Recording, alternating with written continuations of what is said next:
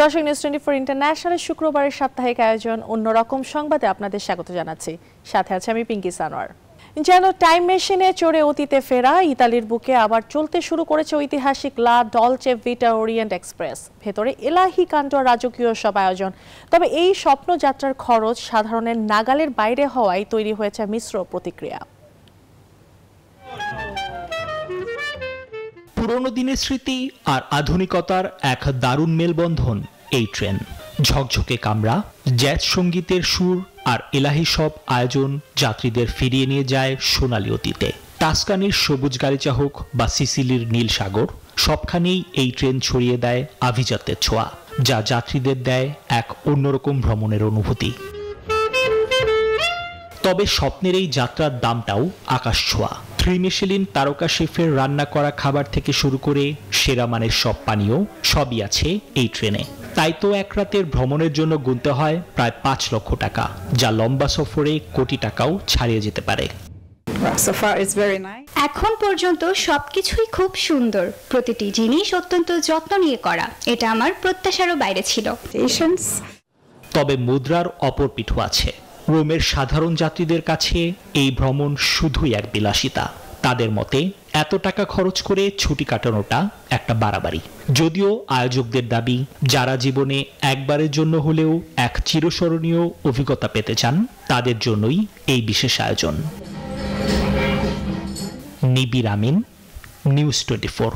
গাজা যুদ্ধের জেরে গত 2 বছরের নীরবতা ভেঙে আবারও বড়দিন উৎসবে মেতে উঠতে প্রস্তুত যিশুর জন্মস্থান বেথলহ্যাম।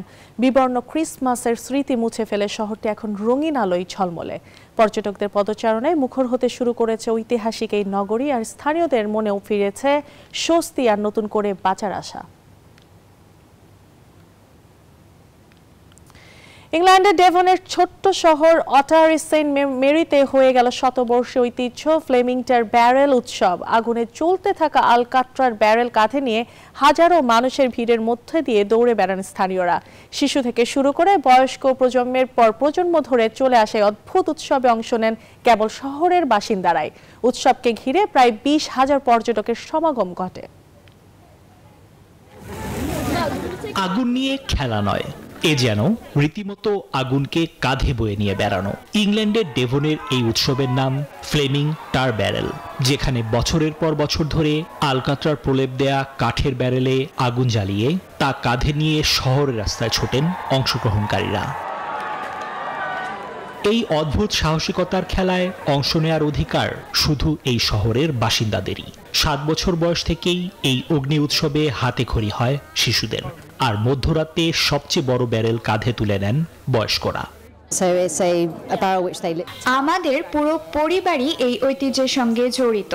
আমার দাদা, বাবা, চাচা, খালা, ফুপু, ভাই বোনেরা থেকে শুরু করে সবাই। এখন আমার 3 ছেলেও 7 বছর বয়স থেকেই এটা করছে, অর্থাৎ আমাদের পরবর্তী প্রজন্মও প্রস্তুত।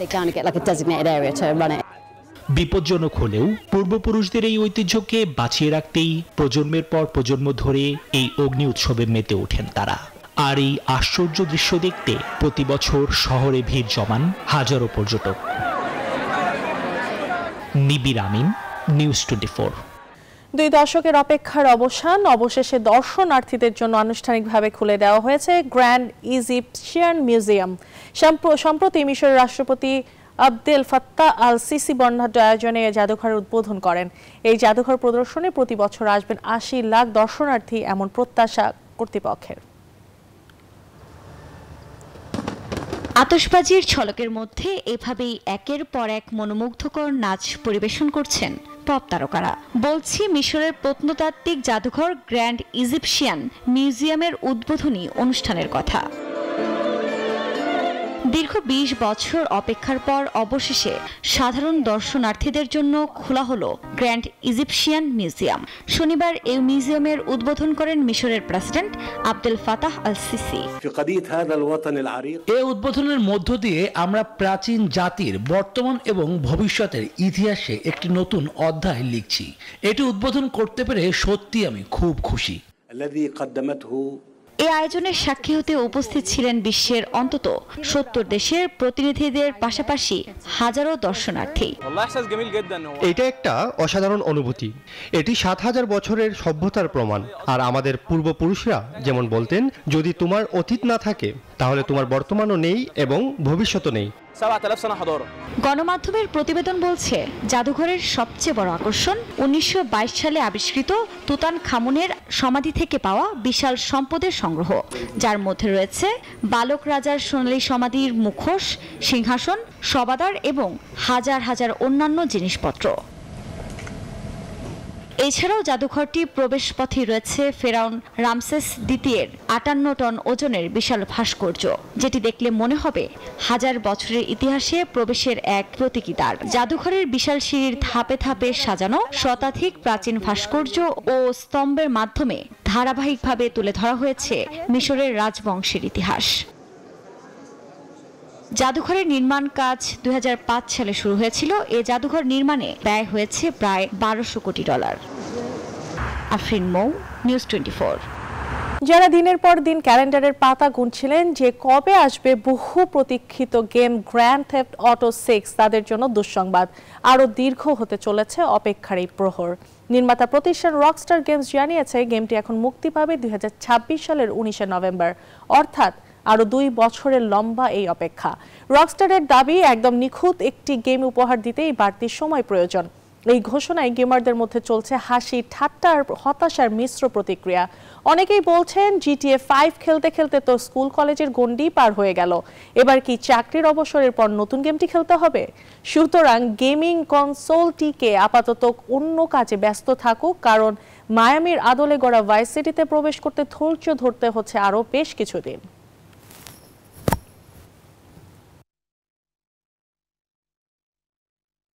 চেক প্রজাতন্ত্রে প্রাগের পার্কে যেন বসেছিল এক অন্যরকম মেলা। সম্প্রতি পুরনো দিনের পোশাক আর অদ্ভুত প্রদর্শন সব সাইকেলে চড়ে প্রতিযোগীরা মেতে উঠেছিলেন নানা কসরত আর গতি ভারসাম্যের খেলায়। ভালোবাসার নিখাদ আনন্দের এই উৎসবে ছিল সত্যিই চোখে পড়ার মতো। 150 বছর আগের ঐতিহাসিক ঐতিহ্যকে ফিরিয়ে আনাই আয়োজন মুগ্ধ করেছে সবাইকে। এক চাকা বিশাল বড়, অন্যটি পুচকে ছোট, নামের পেনি ফার্দিং। সম্প্রতি প্রাগে পুরনো দিনের পোশাক পরে এই সাইকেলে চড়ে প্রতিযোগীরা যেন ফিরে গিয়েছিলেন 150 বছর আগের সময়ে। 1870 থেকে 1880 সাল পর্যন্ত রাস্তা জুড়ে চলত এই সাইকেল। আধুনিক সাইকেলের আগমনে যা এখন ইতিহাসের অংশ। কিন্তু ইতিহাসকে ভালোবেসেই এই আয়োজন। কখনো গতির ঝড়, কখনো আবার সুরের তালে চমৎকার সব কসরত দেখিয়েছেন সাইকেলিস্টরা। চেক ভেলোসিপেডিস্ট ক্লাবের এই উদ্যোগের উদ্দেশ্যই ছিল হারিয়ে যাওয়া ঐতিহ্যকে আবারও সবার সামনে তুলে ধরা আর নিখাদ আনন্দ বিলিয়ে দেয়া।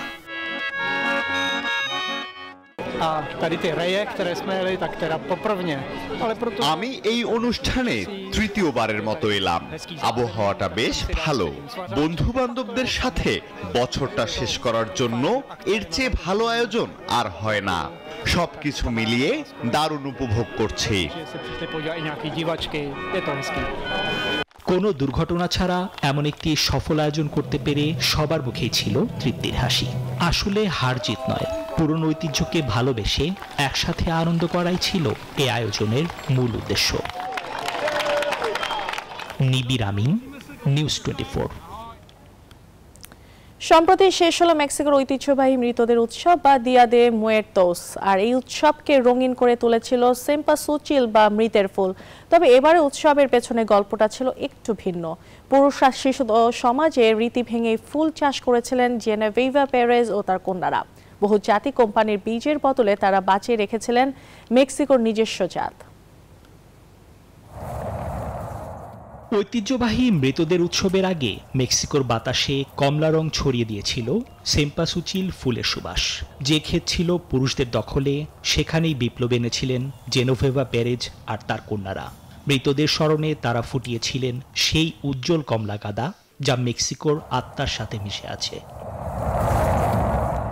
যখন বাজার ছেয়ে গিয়েছিল সস্তা হাইব্রিড বীজে, তারা আগলে রেখেছিলেন দেশের মাটির বীজকে। কীটনাশকের বদলে শুধু হাতে আগাছা উপড়ে বাঁচিয়েছিলেন মৌমাছি আর মাটির প্রাণ।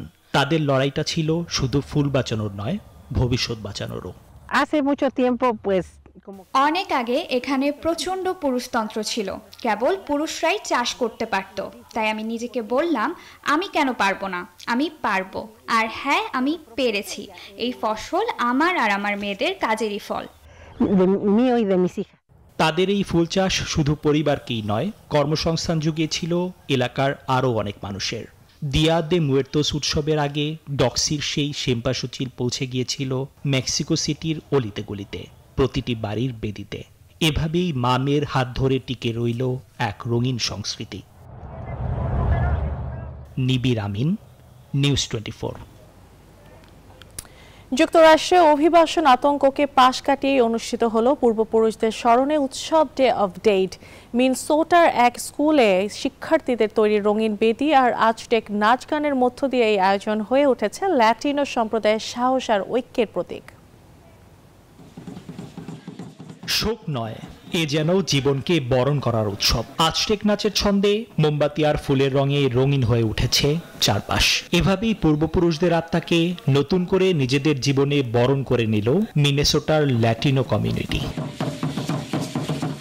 একদিকে যখন অভিবাসন অভিযানের ভয়, ঠিক তখনই এই উৎসব হয়ে উঠেছে সাহস আর সম্প্রীতির দেয়াল। শিক্ষার্থীদের তৈরি বেদিতে শুধু নিজেদের পূর্বপুরুষই নয়, স্মরণ করা হয়েছে বিশ্বজুড়ে সহিংসতায় নিহতদেরও। আমরা আসলেই তাদেরকেই স্মরণ করি যারা আজ আর নেই, উদযাপন করি তাদের জীবনকে। আমরা মৃত্যুকে নয়, বরং তাদের বর্ণময় জীবনকেই মনে করি সেই সব স্মৃতি যা তারা আমাদের দিয়ে গেছে। এই উৎসব শুধু ঐতিহ্যকেই বাঁচিয়ে রাখছে না, বরং কঠিন সময়ে একে অপরকে আঁকড়ে ধরে বেঁচে থাকার অনুপ্রেরণা যোগাচ্ছে। শেকড়ের এই শক্তি এখন তাদের সবচেয়ে বড় আশ্রয়। নিবির আমিন, নিউজ 24। এই ছিল অন্যরকম সংবাদের আয়োজন। আরো খবর বিশ্লেষণ জানতে ভিজিট করুন www.news24bd.tv। ধন্যবাদ।